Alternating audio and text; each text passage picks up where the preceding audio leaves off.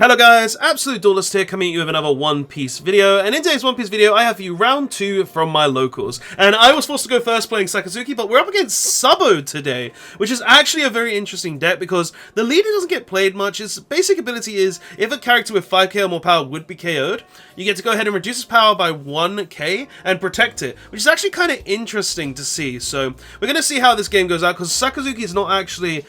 It doesn't have a good matchup against this, just because of its protection effect, but let's see how the game's going to go. So SABO is on playing his Borsalino now, after we've gone ahead and played Brando, and he's played a Nami to go ahead and allow him to attach Don every turn, and let's see what's exactly going to happen further on. Okay, so I'm on 5 Don. The only real way to deal with Borsalino or any of the characters really is Houndblaze and like 7-drop Borsalino, so it's going to be interesting to see what we do. But we've gone ahead and discarded a Borsalino to draw. We Ice Age his Borsalino though, and Houndblaze it away, increasing our Branu. Okay, so we are going ahead and keeping some protection on the board, which is actually good. But we're going to rest 2 more to play another Branu, which is good. And we whiff! Oh boy! We got rid of 2 10-drop Kaidos there. That is not good. That is not bueno. But let's see how the SABO player is going to play this turn, because he's on 5 Don. Oh, sorry, 6 Don. So he can play quite a lot of things, right? So he's going to play a SABO. Alright, drawing 2, trashing 2. 1 SABO. 2 SABOs! Okay. So he's gone through 3 SABO already this game. Interesting. And he's going to go ahead and trash another Nami. Oh, maybe he already trashed a SABO to protect himself. But he's going to go ahead and swing 7 into life. We do choose to take it. We Great Eruption, forcing him to discard a card with him only having like 4 cards in hand.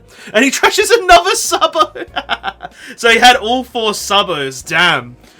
But let's see what we're going to do. Because we can't KO his stuff right now. So we're going to go ahead and decrease the SABO by 1. And then we're going to go ahead and play Borsalino to put it to the bottom. Okay. Not bad. So we dealt with the SABO instantaneously. And then we're going to use leader ability, discarding a Borsalino to draw a card. SABO player's turn. Now he's on 8 Don. Like, he could do a lot of different things. He could play, like, 2 Borsalino down. He could go for some damage. Like, he does have options here, right?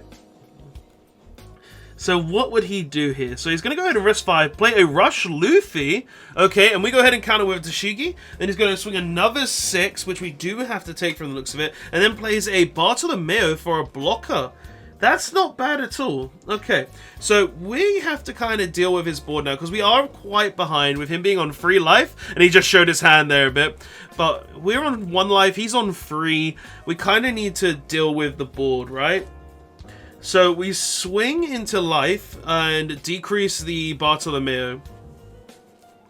Okay, does he want to block with the Barto though? He does choose to block with it.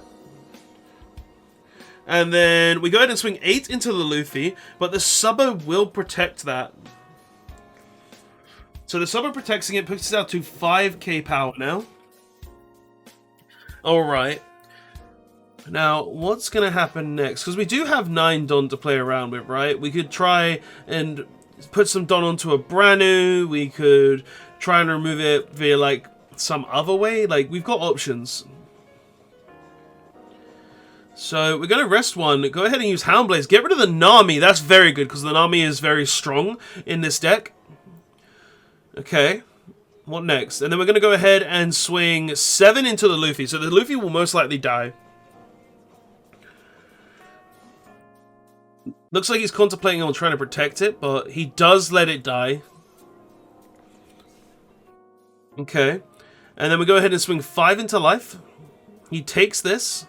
And then with our last 4 Don, we go ahead and play a Rebecca. Not bad. Adding back a Tashigi and playing a Branu again to look at the top 5. And we whiff again? 2 whiffs with Branu. Damn. That's really unfortunate. But let's see what the SABO is going to do this turn. He's going to be on 10 Don. We did also end out our turn by using our leader ability. Okay, so what is SABO going to do here? Like, he's got 10 Don, so he could do a lot of different things. Like, he could go ahead and try to maybe play that Kaku? I forgot what its name is. The 4-cost Revolutionary Army that decreases by 1k. He could try to play that to go ahead and decrease our leader, so he can go ahead and swing into it with the SABO for easier. I would then just block with the Rebecca though, so I don't know if that's worth it. But we'll see. what he does, because there's a lot, like, as I said, he's got options. So, he's taking his time to think. Okay, so he rests one and plays a Robin. Okay, so he drew a Robin for turn Aura of Life. That's very good because it does get rid of our blocker. Okay. But what will he do next? That's the question. I'm curious. I'm really curious because 9 Don left. 9 Don to do whatever you want with.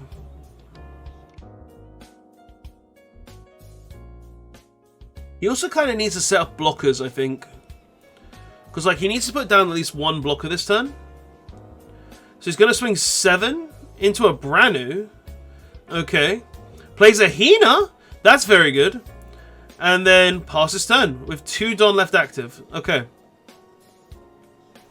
So 2 Don up. Hina on the board. I'm on 1 life.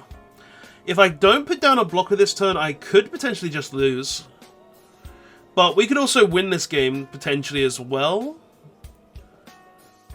We'll have to see what he does. Like, it looks like we did discard a Manchury, though, to draw a card.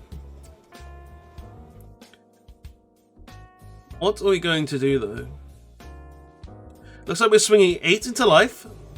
He blocks, but uses leader ability. I think that's a constant thing where this time I actually had to remind him that you get your leader ability here.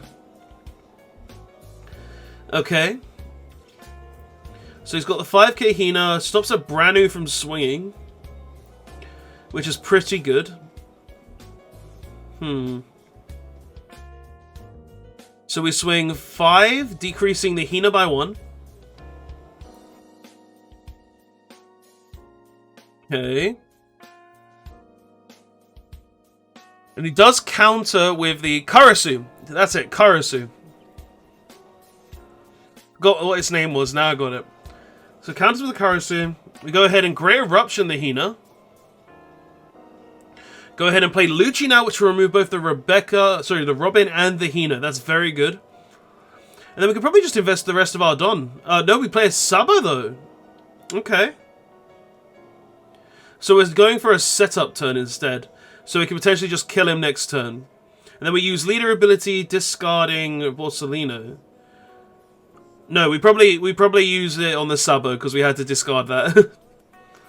I could have sworn we used it earlier as well, so that's probably why. Okay, so he accidentally reveals the Nami, but he was going to play it anyway. Puts it onto the SABO, Don. And he's got 9 left. What's he going to do? Like, he could try to just commit to go into the Borsellino. Oh, no, he goes into life, though, and we just choose to take it. And I think that's where this is going to be game. So we use leader ability, discard for Hina, swing 5 into life, 5 into life, and then it's just GG from there, guys. Well, anyway, that was a pretty interesting game. I feel like the SABO probably had a pretty bad hand at the start because he did open up with multiple SABOs in his opening hand, which is a little unfortunate to say because if he did have maybe a different hand, it could have been a more back and forth. Because as I said earlier, like, SABO does have a very good matchup against Sakazuki because the only way for Sakazuki to really deal with the board is Houndblaze and the 7-cost Borsellino. So it would have been very interesting to see what another game could have been like. But nonetheless, guys, I hope you did enjoy that. Please don't forget to like, comment, and subscribe for more One Piece content. And I'll see you guys in the next one. Absolute Duelist signing out. Later all.